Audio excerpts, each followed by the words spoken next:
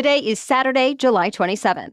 It's been just less than a week since President Biden made the decision to drop out of the 2024 race for the White House, kicking off a process we've never seen take place so close to Election Day. Already, though, it seems Democrats have unified behind a new candidate. Today is actually the deadline for any other Democrats who want to run against Vice President Kamala Harris for the nomination to put their hat in the ring. Assuming, though, no one else comes forward, we now have a good idea of what happens next. Still, it made us want to take a step back and explain how all of this will work, including things like how Harris will take over Biden's campaign funds, why Dems are holding a virtual vote before the convention, and what happens if Republicans try to challenge the entire process in court. Our guest today is Matthew Weil. He's the executive director of the Bipartisan Policy Center's Democracy Program. He's answering those questions and more with just over 3 months to go before Election Day. Welcome to the Newsworthy Special Edition Saturday, when we sit down with a different expert or celebrity every Saturday to talk about something in the news. Don't forget to tune in every Monday through Friday for our regular episodes, where we provide all the day's news in 10 minutes. I'm Erica Mandy. It's now time for today's Special Edition Saturday. Matthew Weil, thank you so much for joining us here on the Newsworthy. Thank you for having me. So before we get into how all of this is going to work, I'd first love for you to share just a bit about the historic nature of President Biden dropping out of this race. Clearly, it's unusual, and for it to happen so late in the cycle is what makes this kind of extraordinary. We've had incumbents drop out before. It's been quite a while, and when they did that, they did it in March, not July, within 2 weeks or 3 weeks of the convention. So I think that's what's making this such an unusual situation in an already kind of unusual year. And President Biden endorsed Vice President Kamala Harris. I want to be clear that that alone did not mean she immediately got the nomination. But we now know, within days of that happening, reports are saying that she does have enough support from delegates to get the official nomination. I want to address how this could have played out.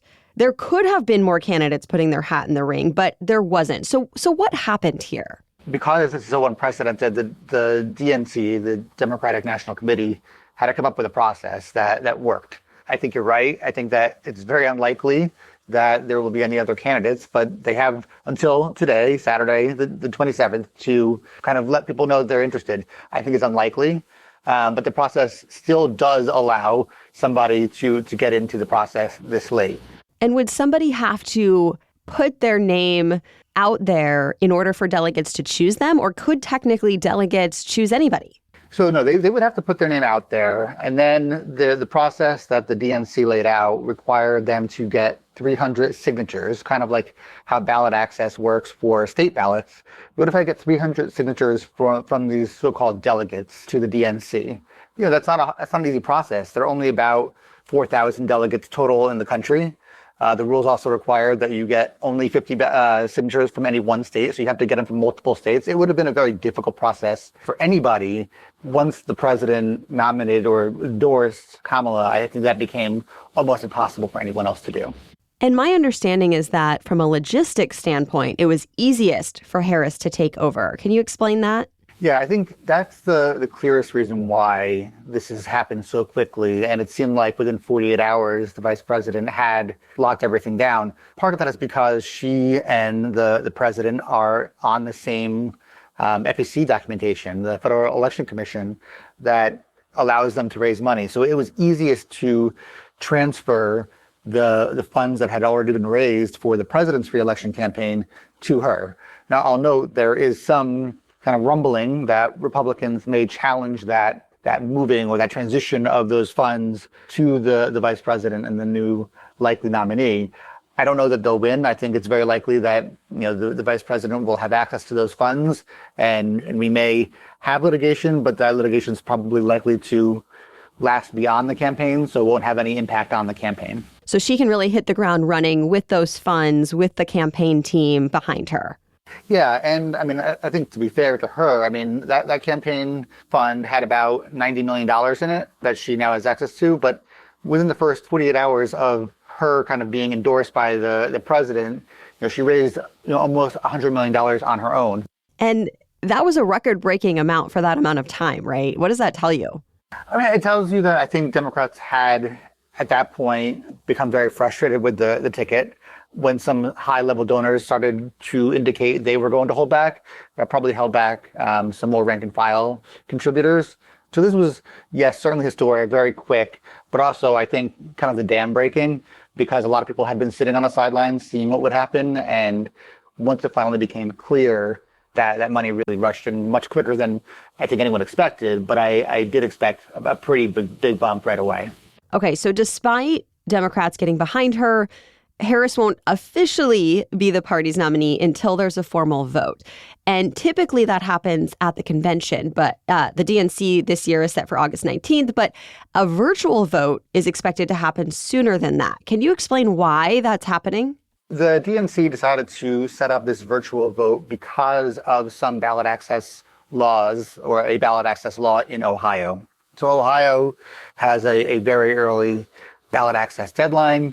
And this year it was going to fall before the Democratic National Committee's convention in late August. Now, Ohio did subsequently change that law. They moved it back to September 1st.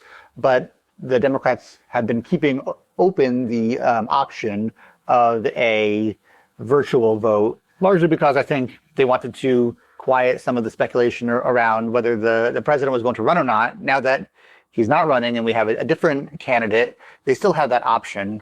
I think that they'll use this option because it will make sure that there is no real challenge at the convention. I think the Democrats are trying to lean into unity at this moment, and they certainly could have a contentious convention. That's less likely if the nominee is already selected in this virtual vote, which is likely to happen by August 7th.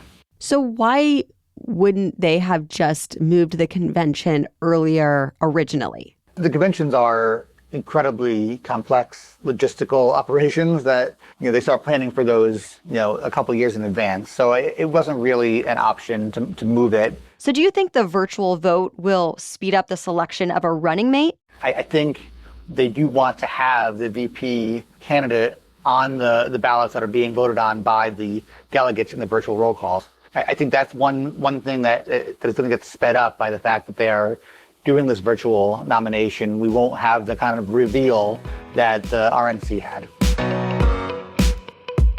The power to formally nominate Kamala Harris for president of the United States is now in the hands of the party's delegates. But who exactly is a delegate?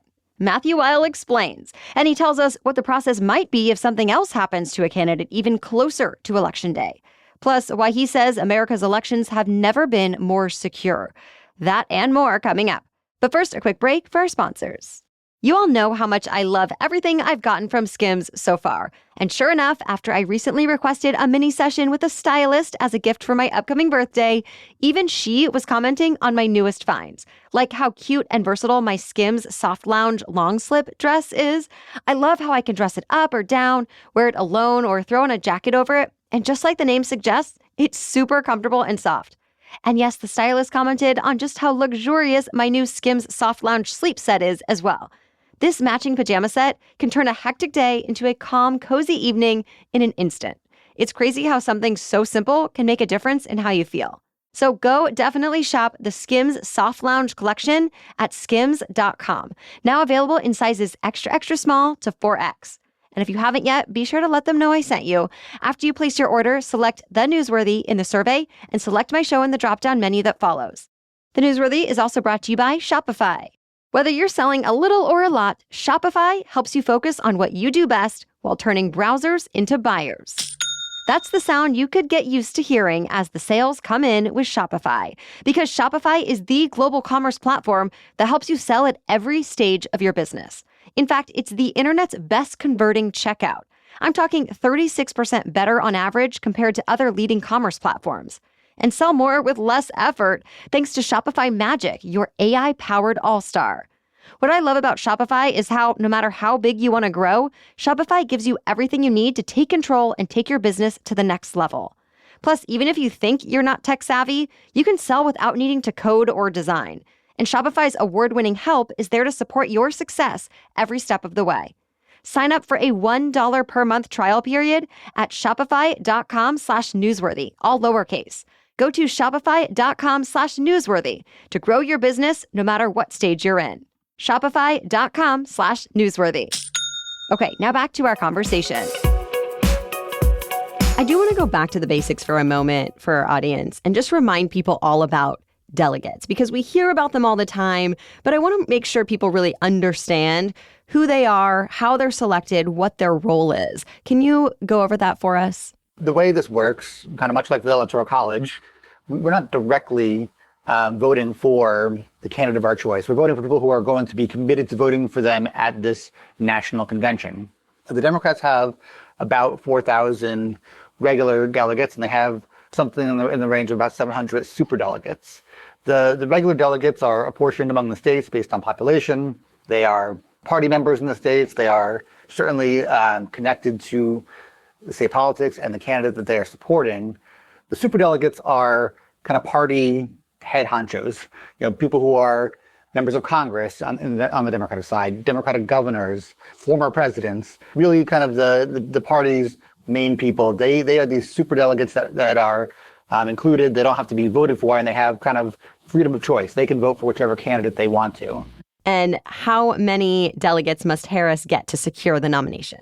So she needs to get half of the delegates, which I think is very, very likely based on the fact that we've already had many state delegations that have been pledged to President Biden, indicating that they're going to throw those votes towards Vice President Harris instead.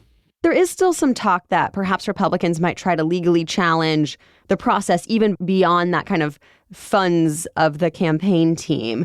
What would the argument be there to try to keep Harris off the ballot? Do you think it could delay anything, and how might that play out?